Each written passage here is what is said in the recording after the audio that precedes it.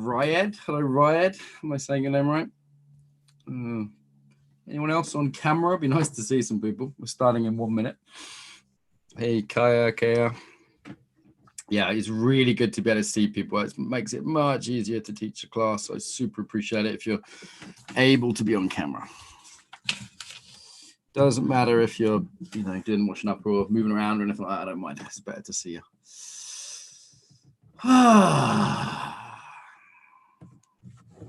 If you want to add your locations to your names, feel free.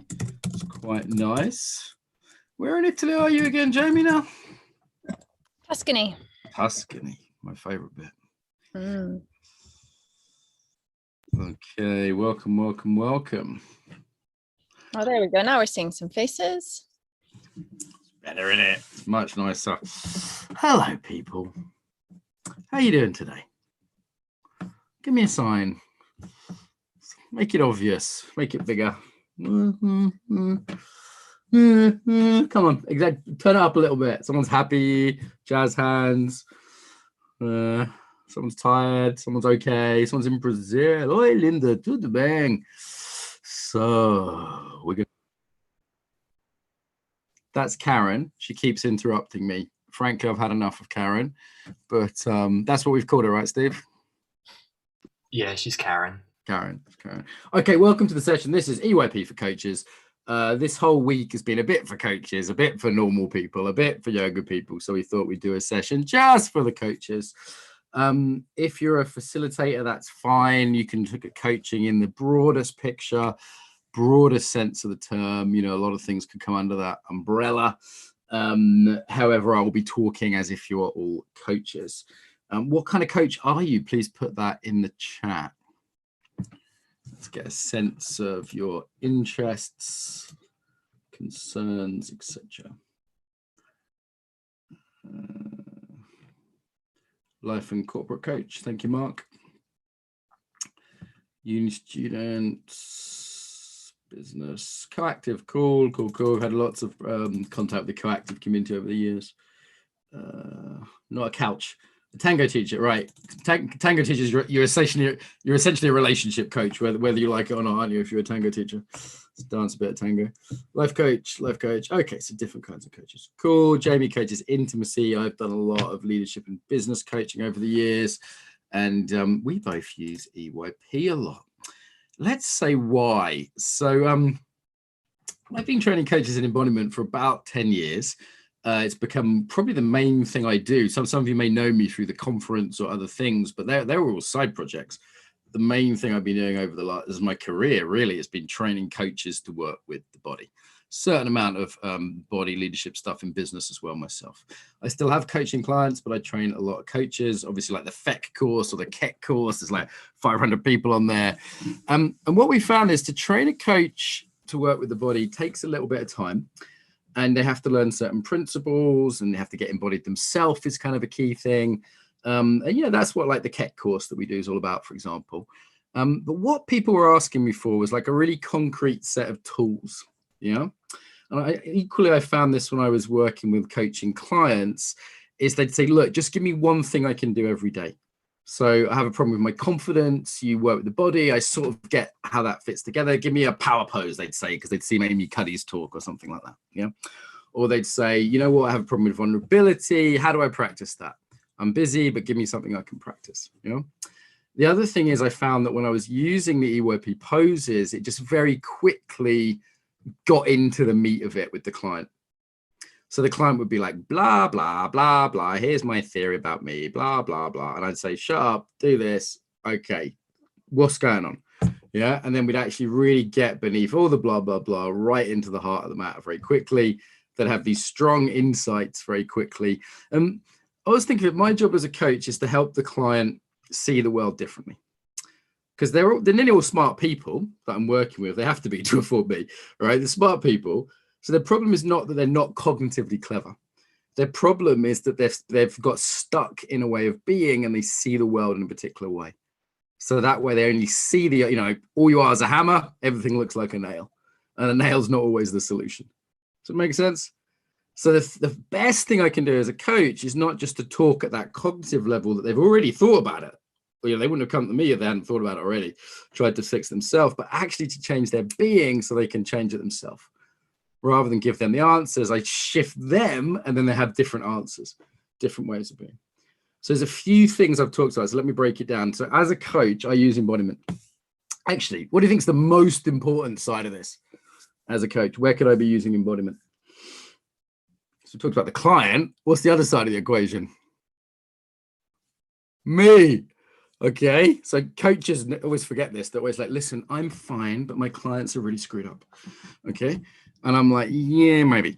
So one of the main things I use it for is my own state regulation as a coach. Make sense? Yeah. So and I might only have 5 minutes. I do the therapeutic hour. By the time I've gone to the toilet and got a drink, I've only got 3 minutes before the next client. Yeah. So I need something pretty quick. I haven't got time for a yoga class. Haven't even got time to go for a walk. All right. I need something pretty quick that can shift my state if I've got into a less helpful state. Like right now, what state are you in? Who's in a state that's optimal for coaching? You've got 3 seconds to reply. Go. Put your hand up. Okay, so first of all, self-awareness, right? Some of you are like, I have no clue. That's not great. As coaches, you need the self-awareness. So it's one of the things we build for the embodied practice. The second thing is, can you shift it? Can you shift it quickly? Yeah. Now, I asked you an impossible question. An optimal state for coaching. For coaching who?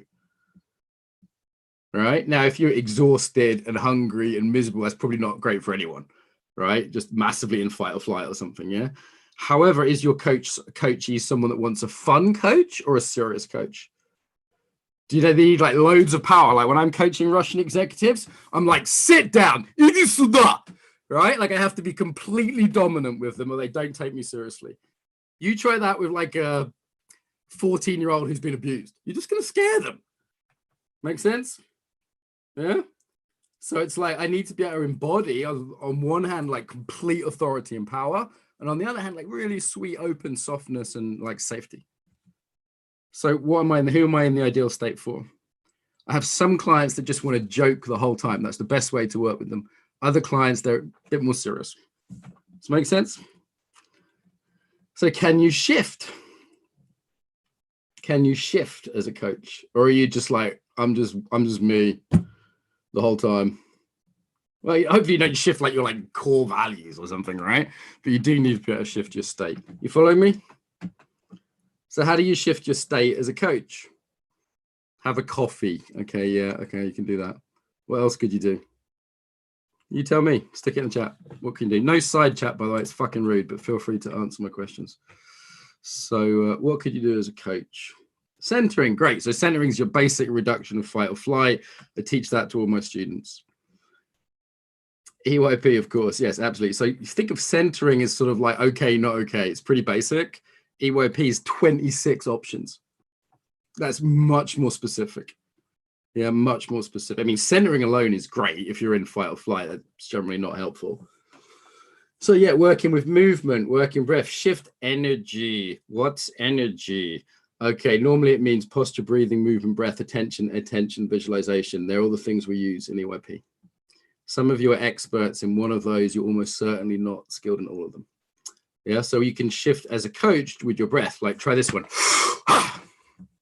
Yeah, that's very different than a nice, soft, smooth belly breath. Yes. Or posture. So can you shift your posture now as a coach subtly to be more authoritative? So you've got my Russian client. He's not taking you seriously because you don't earn as millions of pounds. He's an oligarch, you're not. You're a woman, he's a man. Can you be more authoritative? Well, we've got a pose for that, right? Okay, we've got a pose where you can, Jamie, would you mind demoing? You're good at authority pose. Would you mind demoing in more room than me today? So Jamie could literally do the pose before she walked into Oligarch's office, okay, to get her in that mode, to get the testosterone flowing. She could get into that mode if she found herself like insecure or doubting herself. Even Jamie has those moments, right? So it's, and yeah, we all do, all human. And then also she could do the micro pose. So in the coaching, if she found herself getting a bit intimidated by, let's call him Olev the oligarch, all right, she could just give it a little bit of like, hey, I know what I'm talking about. Yeah. And she's got a language for this, so she doesn't have to break out into the pose the whole time. But if she's practiced the pose, she knows what it feels like. It's a reference point. It's like an archetypal reference point. Anything you want to say to that, Jamie? I know you're good with authority pose. You use that a lot, don't you? Yeah, I think authority pose was one of my, I don't know, easier poses to kind of fall into. It's one of my more familiar ones. And yeah, anytime that I'm feeling that imposter syndrome, authority pose is it. And when I'm doing coaching with individuals with imposter syndrome, authority pose is one of the ones that I use. That and stand. Stand is good. And what about what were some of the poses that you found harder? Because you've been doing this a while now. Like, you're one of the more experienced teachers, like one of the top few, aren't you? So do you remember back in the day when you first did it, what was harder for you? Yeah, I was actually telling Steve about this the other day when we were doing filming, and it's Joker pose. Cannot fucking stand Joker pose. Like, I find myself really lighthearted and fun and playful, but Joker pose, I don't want to go anywhere near it. And what about like the other yin ones, like open pose, vulnerability pose? Were like, when you coach, do you tend to coach from that mode or more like the warrior authority mode? It depends. So I coach a lot of men, actually. And so it depends on what men are coming to me for. And so it depends on where I need to lean into the yang or the yin. It's really, really dependent on who's in front of me, and even day to, moment to moment, day to day. And that sounds smart because, as you say, we're always embodied in context and relationship, and you feel different in Italy than you do back in the UK. Actually, it's a different vibe, right? Like, I can see it in how you move. So it's if you look on the screen, go to gallery view. So I'm not going to ask you to name names. Turn your camera off if you don't want to be looked at. But which of these people would you pick as a coach, right? Now that could just based on your prejudice, like or your experience. I tend to get on better with older women as coaches, for example, right? I don't want to coach younger than me. That's me just experience. But it could be that there's something in their embodiment. Like, some of these people look really open and available and empathic. Like, I bet she'd listen to me. She'd be a good listener. Don't name names. Don't point. Okay, but you can see, can't you? Like, I bet she's kind. I want a kind, like Ileana, I want a kind coach, soft and open and nice. And who's like more like going to kick your ass? Like, okay, she's not going to take any shit. Sometimes you need a coach like that, don't you? I've got a couple of candidates, I'll tell you, looking at you. I could be wrong. Could just be the mood you're in today, or it could be my prejudices, but I'm guessing. Remember, a kid guesses this, a dog guesses this, right? A dog knows who's in charge. A dog knows if you're kind. A child can sense it. No. So people are already picking you as a coach based on your embodiment. And as Jamie said, you need range, right? Okay. So people who are quite nice as coaches, who are the soft, nice, empathic, good listener type coaches? Who's that kind of coach? If you're that kind of coach, yeah, shift, change, show me something different. Okay, and who's like the kick-ass, badass, this is your soul and it's not good enough? Who's like that? Okay, so maybe not quite that hardcore. Who's like that? Okay, so shift, do something else. Or in England, we have this phrase called the one-trick pony. So it's like a horse that can only do one trick, is the phrase. Yeah. Okay, so you need to be able to shift as a trainer, right? And this also would depend on the day of the week or the month and what happened in your life and everything else. Right, you might be generally quite authoritative, but you have a knock and your girlfriend dumps you, and then the next day you've got to do a coaching session. I'm nothing, I'm a piece of crap, I'm going to coach you. It's not going to be very helpful, is it? Yeah. So being able to shift. You with me? It's making sense? So that in ourselves is the first thing. Okay, awareness and choice. All right. So going through the process where you do all the poses, you learn about yourself as a coach. Okay, you learn about yourself as a coach, and then you develop the ability to shift states more easily. Make sense? So learn about yourself and shift. It's not just therapy. It's not like, oh, I'm a terrible person, it's because of my mother and this is my issues. No. It's also shift. Yeah. And shift quickly, shift effectively, because people are busy. Secondly, you do that for your clients. So give me an example in the chat of something that you have a client will come to you with as a problem. Give me a few examples. Kind of thing your clients have issues with, just anything. Kind of thing they say, I want to give you money because this is my problem. Okay, speaking up in a meeting. Thank you, and special love to India right now. So I've had several clients with that issue over the years: confidence, speaking up, being seen, that kind of thing. We have several poses for that. Jamie, do you want to do taking space pose? That's one of the poses we use, or you could use warrior pose or authority pose, but let's do taking space. So there's a little Swedish woman I was coaching, and she was an executive in a well-known furniture company, and everyone was bigger than her, and she needed to take up space. Yeah. And she was only 5 foot tall, but by the time we'd finished with her, after a few weeks of practicing this once a day, she looked huge. She was a huge 5 foot tall. She filled the whole room. She had a lot more like presence. Yeah? So that's one of the poses we teach. And you could teach warrior, for example, you could teach authority pose. Yeah. Or there might be something else in it that's a bit more complicated. Like I might have to get her in touch with her self-care first, or she might have to let go of some belief about what it is to be a woman first. Okay, so there might be a whole more complicated. Yeah, you're nodding to that one. Yeah. Do you want to unmute yourself? It looks like you've got something interesting to say. That there are many things behind that not being able to speak up, including beliefs like I'm an introvert, I am shy, that kind of thing. And of course, one doesn't dismiss it immediately. One works with that. So there is a lot going on behind that. And there is need for finding these quick tools that will help them in the moment to do the state change, as you call it. So yes. Great, perfect. So it's both. So how do I say your name? Is it Triansha? Yes. Triansha. So for example, you could ask the client to open up to a new perspective. Okay, you could ask the client to let go to a new perspective. Okay, you could ask the client to say no to a belief they've had or that's been given to them by others about the nature of society or whatever, right? Okay, and and you can then just give them that quick win that they can do before they go in the board meeting or whatever. Yeah. Okay, thank you. Lovely, thank you. Good example. Anxiety. So what poses could be used for anxiety? Jamie, any classics for that? I mean, letting go is a good one. Surrender is a good one. Stand is a good one. There's different ways you could go. You got any favorites for that? I like the variation of warrior pose. Okay. So that's if for those who know yoga, it's pose of the child. So you come into pose child. I'll show you, and you can do any variation. And in pose the child, you just say all the things that you're worried about, all the things that are causing anxiety, stress, etc. Great. I like that one.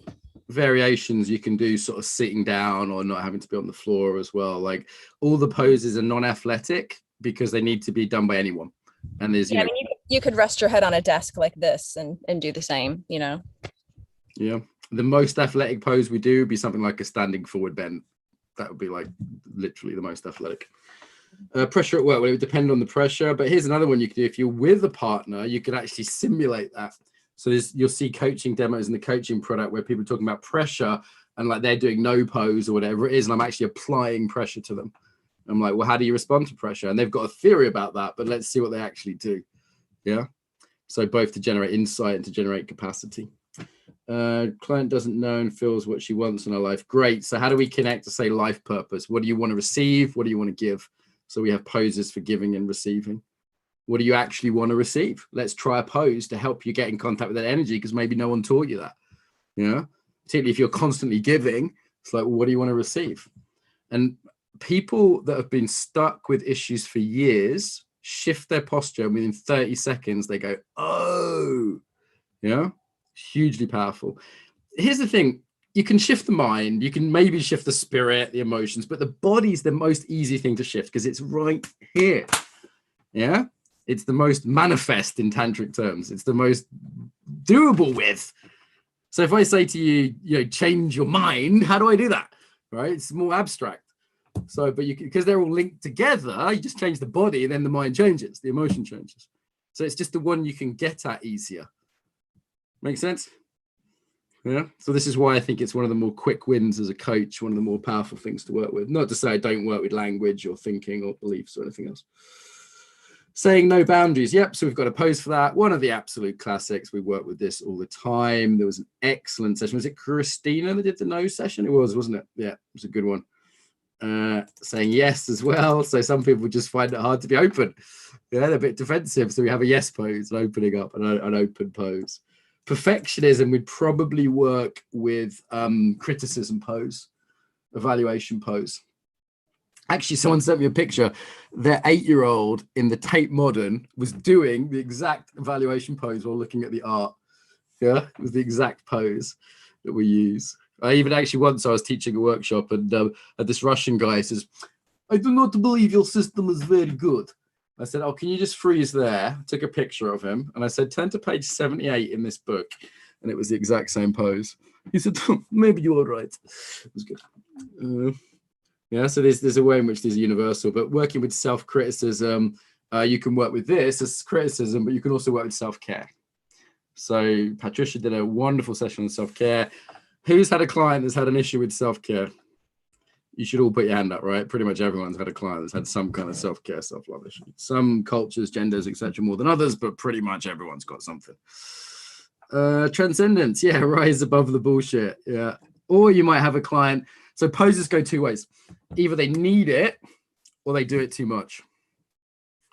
Yeah, so you can have the spiritually transcendent person who tries to rise above everything, spiritually bypassing their entire life. Equally, you can have the person, that's common in some places, you'll see that in California. Or equally, you could have the person who's sort of down, stuck in the mud, and they're never actually having that wonderful spiritual quality. Does that make sense? And you'll see that certain cultures have access to that. Like my experience of Indian cultures, there is an access to this spiritual kind of quality, which you don't necessarily see in some cultures. Yeah. So certain cultures will have more and more access, but certain individuals too. We can't generalize. We have an inspiration pose as well when people need inspiration. Do you ever have a client that's like a bit stuck, don't know what to do? It's one of my favorite ones. Yeah, so the trauma is like a whole nother body of work. EYP can be useful for that, but we're not using it as a trauma healing modality primarily. If he doesn't know what his problem is, well, if he doesn't have a problem, then he wouldn't be getting coaching, would he? Generally, people don't say, "Can I give you money?" because nothing's wrong. Generally, at least there's a presenting problem at the very least, even if it's not the real one. Yeah. So I'm not quite sure what you mean, but maybe there's another question in there, Mila, if you want to give it another go. Cool. It's making sense. Does coaches like it normally? Because it's like, there's a tool, use that. Yeah. And you can get quite subtle with how you use it and the ways you use it. And, you can combine the poses. So it's self-care in order to say no or whatever it is, but that's the art that comes over time. And as I said, there's lots and lots of demos of it. Why don't we do a little bit of coaching? Who's got a problem? All of you. Deep psychological issues. Who's got a problem that isn't like the worst thing in the world, but is still something, it's real, and that you don't mind it being recorded and shared? So that's obviously, you're still the boss. If you don't want to do something, you don't have to, but it's not confidential. So who's got something they wouldn't mind a little bit of coaching on? I had a lot of volunteers on Facebook earlier. If they all disappeared now. Anyone? Oh. Okay, notice Triansha. Notice what happened with everyone though. What was going on in your body that you volunteered or didn't volunteer? So like, I charge a lot of money. This is free coaching, right? Like some of you were like holding yourself back. Why? Notice that. Notice what body you went into. Yeah, just for everyone's mind. Okay, Triansha. So who's the boss? Who's in charge? Me or you? Both of us. Oh, I am. Yes. Okay. So if it's something you don't want to do, you don't have to do it. I really mean that. That is important. Okay. So what would you like to get out of this 5-minute master coaching session? How do I, well, my problem is getting my daughter to do her homework.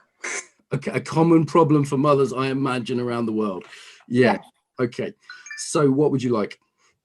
How do I, well, I don't want to be really, one of those directive people. I want her to feel motivated to do it. Yeah. So how do you get her to bend and comply utterly to your will, but without feeling like that's what you're doing? Oh, that sounds awful. I don't. Okay, do you want to try authority pose that Jamie was doing earlier. By the way, the reason I said the bit at the beginning was because I spotted this in. Okay, so the authority pose is this one that Jamie showed her. Jamie, would you mind showing it again, just so she's got a roll there? If you wouldn't mind, are you able to do that, sitting or standing? Yeah, I'll just unmute so that way those on the stream can see.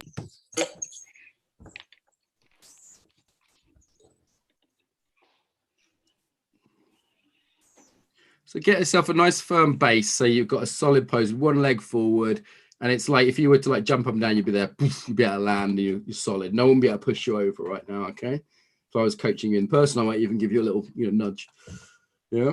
Okay, and if you could say out loud, what's your first language? Is it Hindi or Urdu? What's your first language? English? What do you speak? What's your mother tongue? We speak Hindi, English, Bengali, 3 languages. Okay. Whatever you grew up with is your first language. Could you say, I'm your mother? I'm your mother. Okay. Now say it in a way that's like too authoritarian, domineering, like too controlling, something like that. I'm your mother. Wow. Okay, I'm scared. And now say it like a little bit wimpy, bit like, California mum, So it's like not strong enough. So do you want me to stay like this and say it? But now, but just say I'm your mother, but in a way that's just not, your daughter's just going to ignore. I'm your mother. Okay, and how do you normally say? Sorry, how do I normally? At your end. Okay, how do you normally say do your homework? Please, I say it in 2 ways, which are like really diametrically opposite, which is, can you please just sit down and do your homework, please, now? Okay. Can I give you some feedback? Yeah. That sounds like you're begging. Yeah. Second way. Show me the second way. Do your homework now. Sit. That sounds like you're going to kill me and I'm a dog. Okay. All right. So let's try. But I understand people are swinging between 2 extremes of authority, right? Like not enough or too much. So let's try just that middle way. Okay. Nice Buddhist concept. Middle way of authoritative, but still kind. Like, hey, I'm your mother. I've got authority, but I don't have to shout.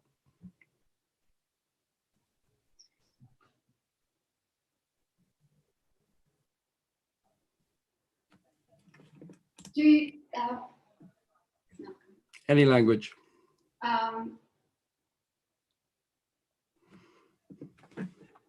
Do your homework now. It's time. Great. And you know what I felt there? I felt like, okay, it's time to do my homework, but I don't have to be scared of you. I felt like that's just the law. Mum says that's how it's going down. How did it feel to you?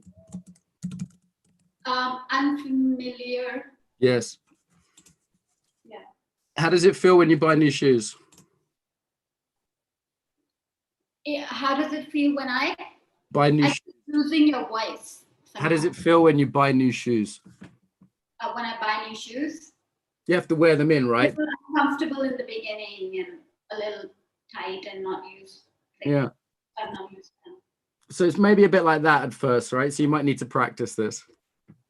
Okay, I recommend you practice it when you say daughter, your daughter isn't around. I recommend you practice it just on a daily basis for like 30 seconds. Okay. Okay, are you willing to practice it for 30 seconds? Yeah, with the pose. And then obviously you don't have to do that pose when you talk to your daughter, but you know the energy. Okay. Okay, what have you learned? That there is to access my be able to access my authority and my kindness at the same time. Beautiful, beautiful.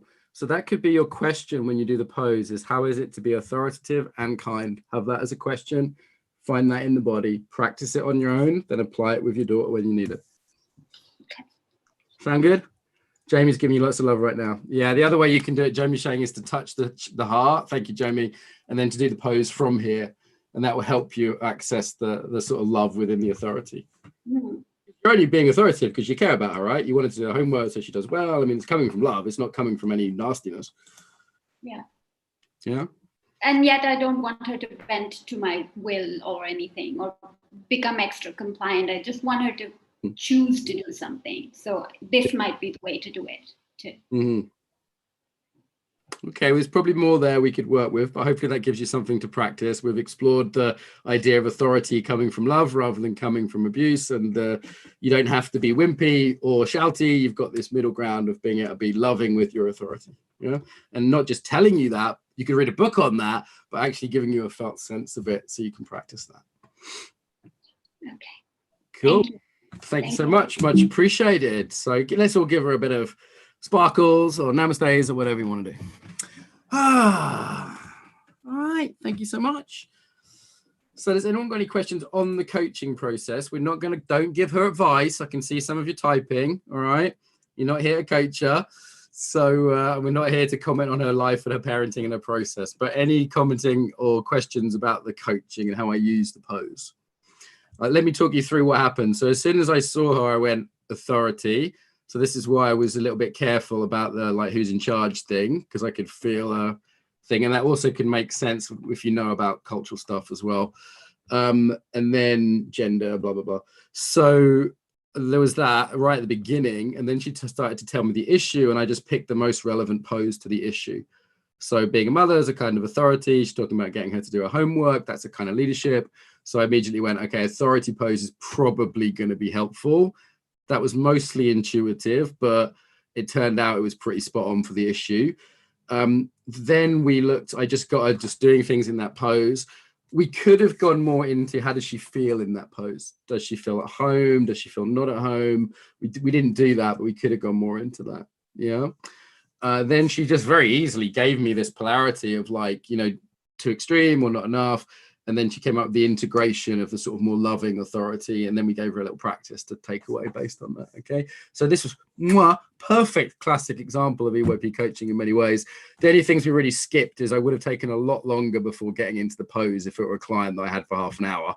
And I also would have gone into like her awareness about how she felt in that pose, but we kind of skipped that part because of the time constraints. Yeah, makes sense. And this is like the first time we've worked together, right? So this wasn't a setup or anything. So it's really easy to coach with EYP. It's really easy. Yeah, general principle. Also, another general principle was help her make a new distinction in the body. So we could have gone at this cognitively. She's probably had some cognitive belief, like to have power, I have to be like shouty or something like that. Right? She probably had that model to her, blah, blah, blah. So some sort of unconscious belief. So we were giving her a new belief, which is you can be powerful and be loving at the same time. Yeah, this is a key confusion for huge numbers of people to do power and love. It's like there's whole books on this, Paul Linden and Adam Kahane. And then we gave her this distinction, but not just cognitively, because people don't believe what they say, they believe what they feel. So, and then she was out, and you could see she was almost like confused at first. She was like, this is like new or uncomfortable, because it was like speaking a new language or something, right? And then, you know, to just wear that in, like kind of pause for a minute and give her a little bit of time to process it. It's like light bulbs going off. She's probably having all kinds of insights now as well. But Triansha, can I just check in with you? How you doing? Yes, to everything you just said about the insights bit. And I very acutely knew that I felt uncomfortable when I was doing the middle pose because it seemed very unfamiliar in my role as a mother. Right. Maybe not in my role as a coach or in other situations, but in this particular one, it felt really unfamiliar and there was discomfort. Yeah, I could see that in her body because like you learn to observe as an embodiment coach as well. So it was like, I could see her like, it was almost like people like making new neural pathways. They're like assimilating something new, like just digesting it. Another thing we could have done based on what she just said is we could have actually looked at different contexts, like how authoritative are you in coaching, how you know, at work and, different, your marriage, whatever, and then take that in to the mothering. Yeah. So you get the embodiment from elsewhere and move it across. Makes sense. So some people are like, I've seen this with a client once, the opposite, right? So I had a client, they're like, I'm just really not confident and I can't tell anyone what to do. And their kid came in, they were like, leave now, mum is doing coaching. And I'm really not confident. And it was like the biggest contrast, right? And I was like, right? So it's like you can transfer things across. Does that make sense? Yeah? can transfer qualities from one place to another by like just looking at how they do it in the body. That's actually much quicker than building a new capacity. Yeah.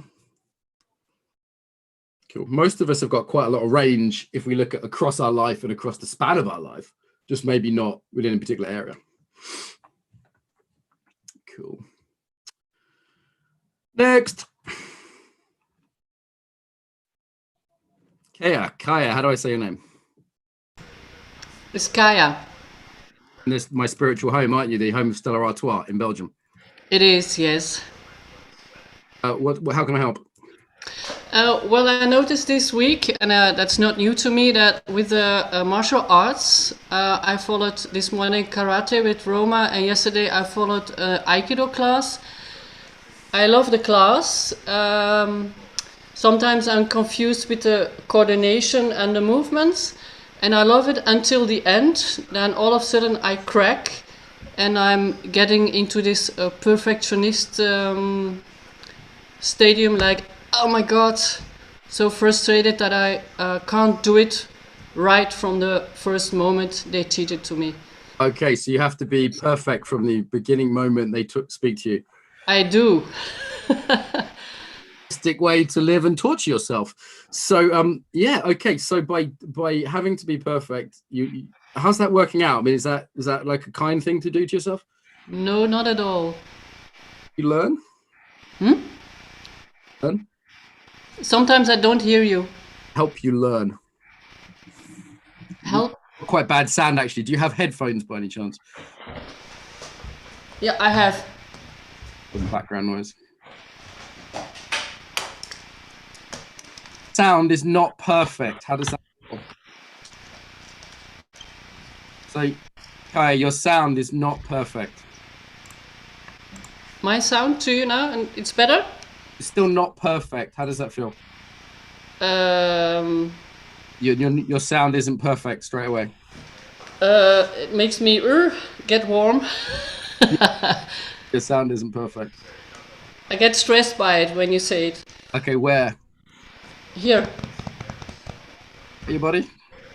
Here in my body, in my arms, I'm getting a little shake. Great. So relax your body, relax your shoulders, relax your belly. Say Okay, so your sound still isn't perfect. Can you keep breathing? Yeah. Soft belly, soft jaw. Say Your arms a little bit. It's like a bit of a yes pose to like, you know what? I accept my sound isn't perfect right now.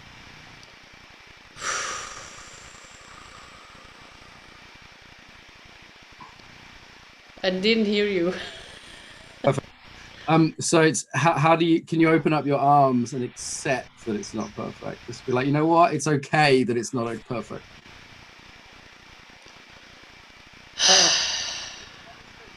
A bit of enthusiasm. So coming into a slight back bend. So coming from here and kind of raising up.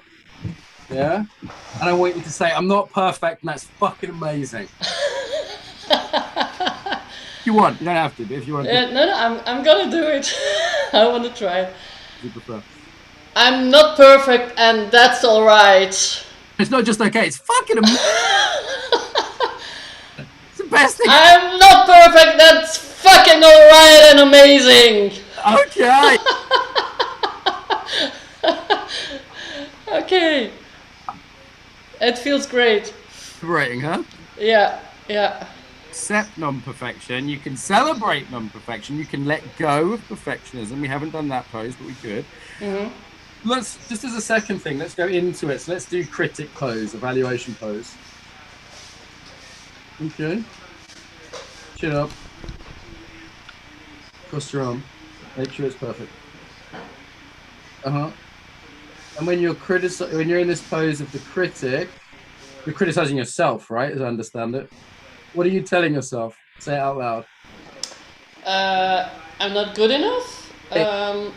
Say it out if you wouldn't mind. What? Out loud. Exactly what you say to yourself. Exactly. Well, I'm the only one who doesn't understand what we are doing. I'm the only one who's so clumsy, everybody can do this. I'm not fast enough. Things like that. Okay, so is that kind? No, it isn't. I didn't hear you. I True. lost you. Is it true? No, it isn't. So what do we want to say about yourself? That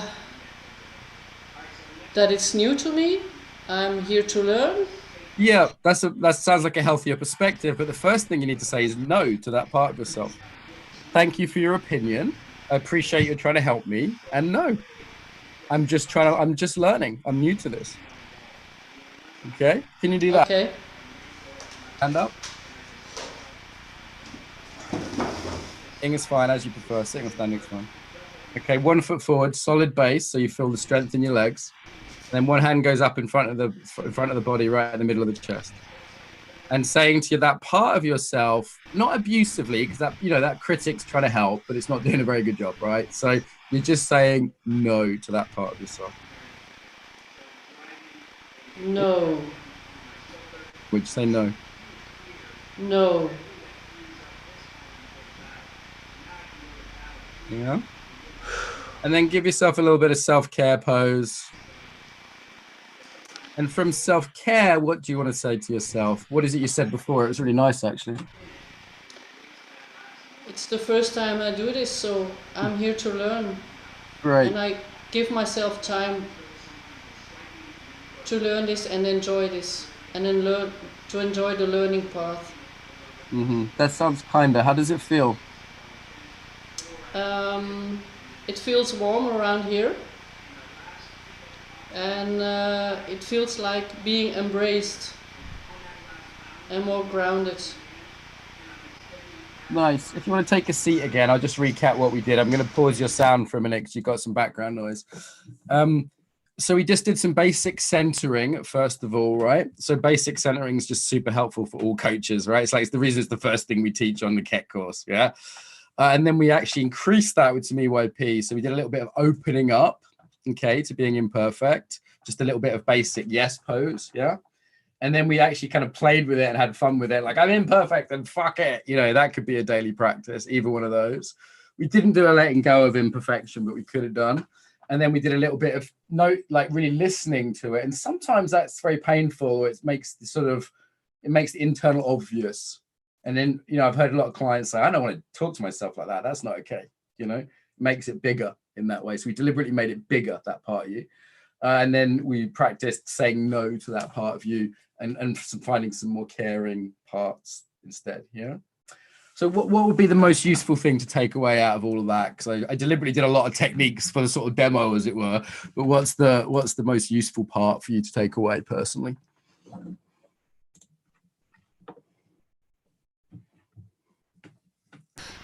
I think this one, like letting go and saying I'm not perfect, and that's fucking all right. I love that one.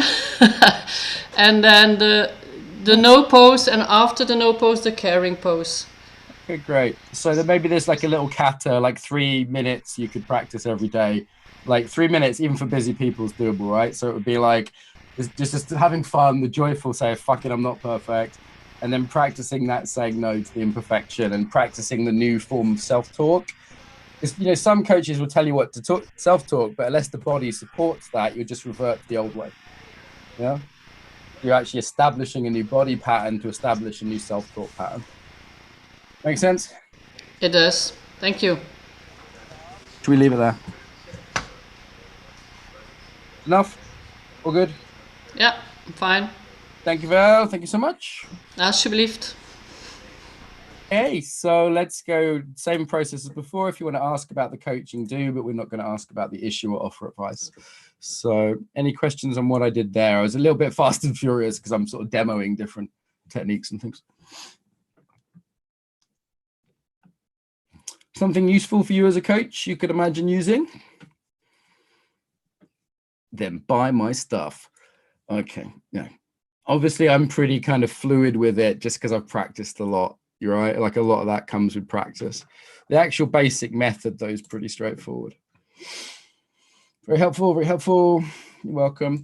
Any questions at all about anything on coaching? I don't think I'll do another coaching client. I quit while I'm ahead. But to be honest, like when we filmed it, we filmed 20 coaching sessions and we used 19 of them. I don't, because 19 of them were good. So it's not that, it's a pretty good hit rate with EYP. Does that make sense? It's very like right now, neither of these people, I just was like, yeah, great, let's do it. I've got a confidence in the technique of using EYP. I'm pretty confident it will be helpful even in 10 minutes. And I'll pay them later. If sound wasn't an example, yeah, so that was a masterful move, if I do say so myself. So she had a natural imperfection of the sound, but there's always something. So I just recycle whatever's happening into the coaching. Yeah. And, you know, you could have said like, oh, that eyebrow's not perfect, or, you know, what's not perfect in your room, or there's always something not perfect. That's life, right? Yeah. But that presented itself as an opportunity. So I just went with it. Like there's no problems in coaching. There's just, if stuff happens, you just recycle it. That's a little bit more advanced though. It's quite pleased with that. Yeah, the basic method is totally straightforward. So the basic method is find a pose that relates to their issue. Ask them if it's familiar. Okay. Ask them if they need more or less of it. That's by the numbers. It's like, okay, someone's a parent, right? Authority pose. Okay. Too much, too little. That was by the numbers. Yeah. You'd take twice as long doing it, but still pretty quick. Actually, one of the bigger problems we have with EYP is it works so well that you'll end the coaching session after 20 minutes. And they won't be able to take anymore. Like Triansha there, she was cooked. Like that was enough, right? We were done.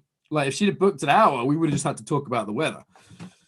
Make sense? So it's like an hour of that. 20 minutes is normally good. Yeah. I don't think I've ever had a coaching session where I thought, oh, I wish I had more time because I didn't get enough depth with EYP. It just doesn't happen. I've had plenty where I've gone, well, I'm glad we've got 20 minutes for them to stop crying and, you know, get themselves together before they have to go back to the office. Good. Great. Steve, you want to share something? I was just going to say, if you'd like, I can go over what coaching demonstrations are in the coaching product. Oh, like the names of them. There's all sorts of issues, isn't there? I mean, there's loads of the stuff we've covered, like confidence, anxiety, and stuff around sexuality. You can coach really easily. Money stuff, we can coach really easily. We've got poses to do. Who's got money issues?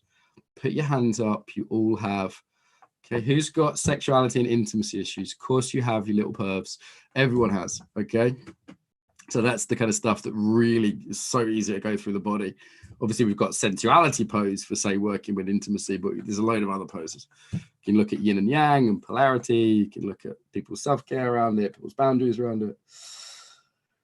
What pose would help with a situation that seems impossible? God, that's a broad thing.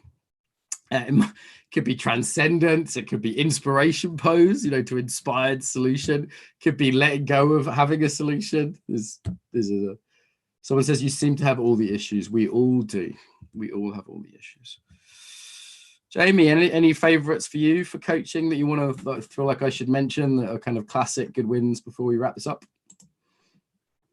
I think as far as poses go or situations, either or. You like? I mean, I think giving and receiving are two of the biggest, because that that goes across the big three, you know, parenting, work, sex, all of it. So giving and receiving are two. And using the poses as polarity. I use that a lot, actually, the polarity between them. Yeah, yin yang stuff. That's great for sexuality. It's great for understanding a pose. For indecision, entering pose, warrior pose. Entering pose is great for indecision. I did a session on that. Motivation, enthusiasm pose. Yeah, there's lots of other. Again, it depends, right? Because it might be about something else as the root, but there's some. That's where my mind would go straight away if someone said in motivation. How to more quickly progress with coachees. I have a hard time not pleasing the coach. Okay, so if you're a pleaser, we'd be looking at your relationship to giving. Yeah, we'd be looking at your relationships like warrior and no and those kind of poses as a way of not pleasing. Email address for support is up there. Steve, do you want to tell people about the coaching package, like what they can get and show it to them? We've got a special offer for a few more days, I think. So no mad rush, but if you want to save some money, get in there, you know, Monday to Tuesday latest, I think, right? Yeah, I think half price is about the middle of next week. But yeah, so the coaching package, obviously it includes all the 30 hours of this week is included in that package. Also, stuff worth noting is that there are community calls and private Facebook groups. So it's not like it's evergreen, so you can do it whenever you want. However, it's not like you're left alone. There's always support, whether it's from peers or the community calls each month.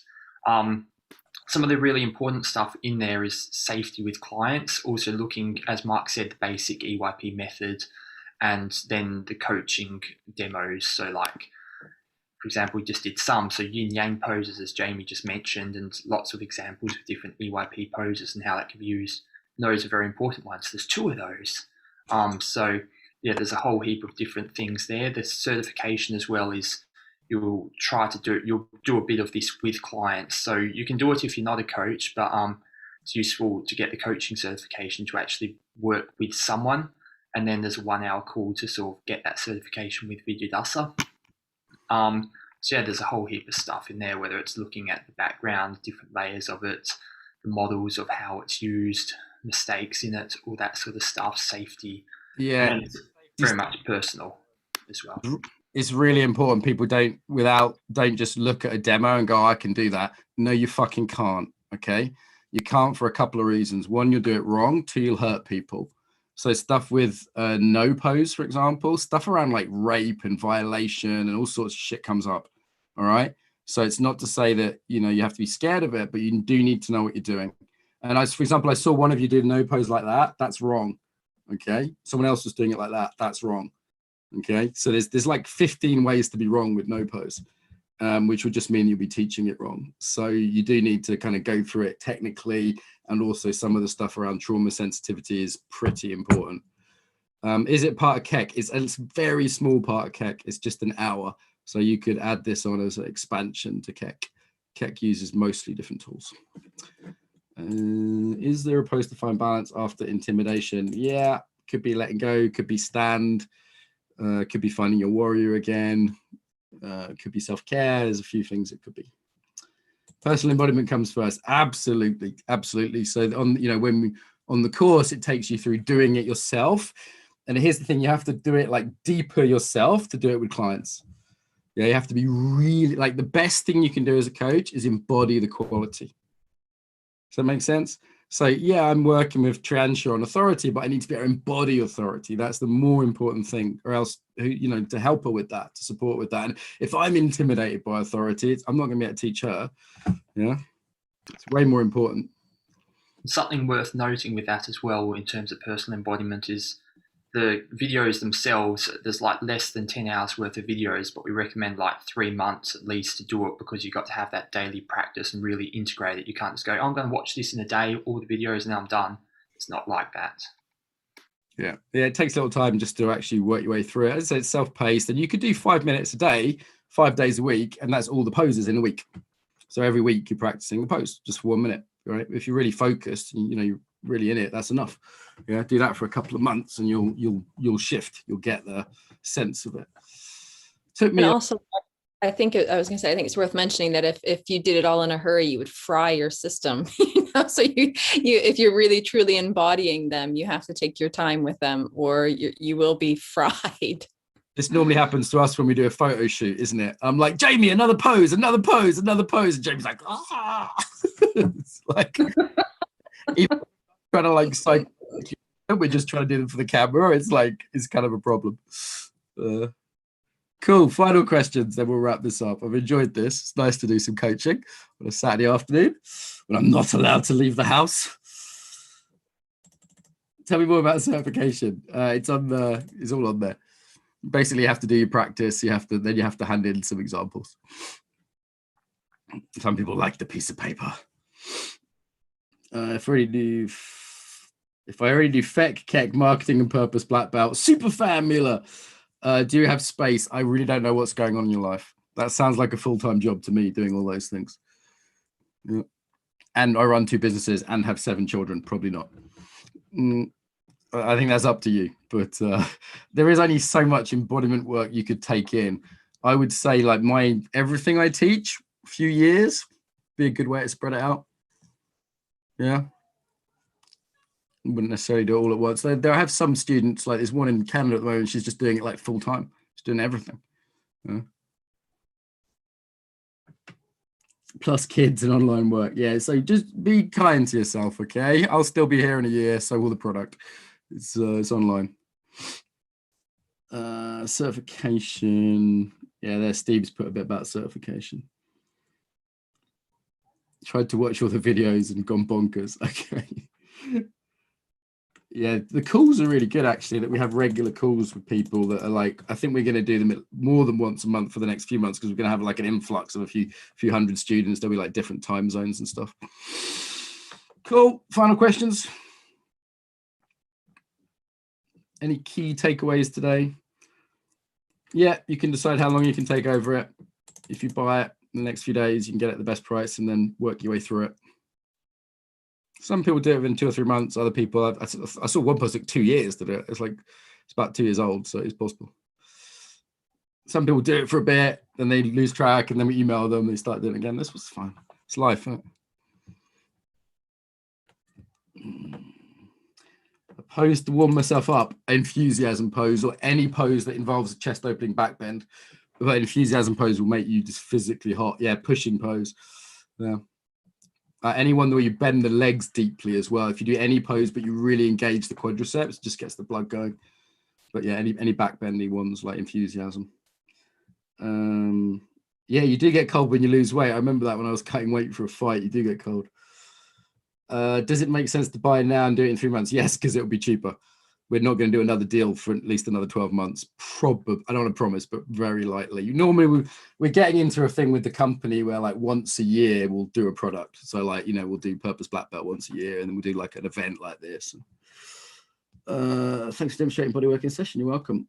And as I said, there's like way more demos in the package with all different types of people, ages, shapes, nationalities, genders, occupation, you name it. Like deliberately got like really broad range of people to work with. You know what's hardest? It's finding normal people.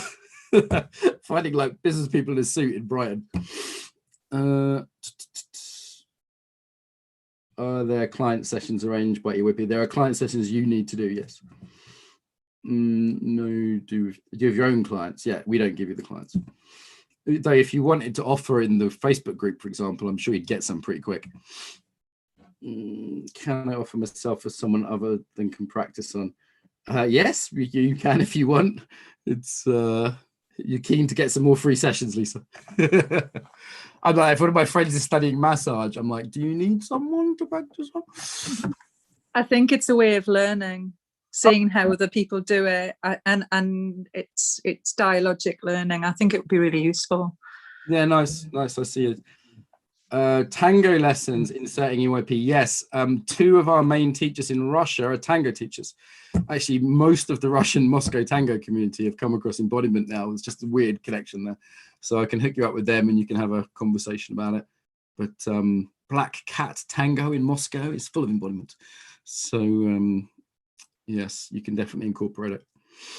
You can incorporate it into anything, but anything with body for sure. Know them well for many years. Okay, we'll give Katharina my love and send her a message. They're in the middle of a embodiment module right now, so I'd wait till next week. Cool. There you go. Yeah, Kate's fully qualified embodiment teacher. I've trained Kate for 5 years, and Vilya's my closest colleague. She was probably one of the original tango people in Russia. All right, we're almost on time. Last question, one more.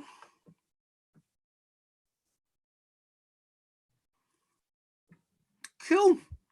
You were more fun than the yoga people. Okay. All good. All right, go buy it. If you can't buy it, tell your friends about it. I appreciate it. Thank you, Steve, for hosting, particularly on a Saturday. Thank you, Jamie, as ever. She's done a great. Let's give Jamie some love. She's done a great job this week. Looking a bit tired for it, I think, but it's been a hard week. It's been a long week. Yeah. Cool. Thanks, everyone. Take it easy. Thank you to our volunteers as well. Thank you, ladies. Thank you. Bye.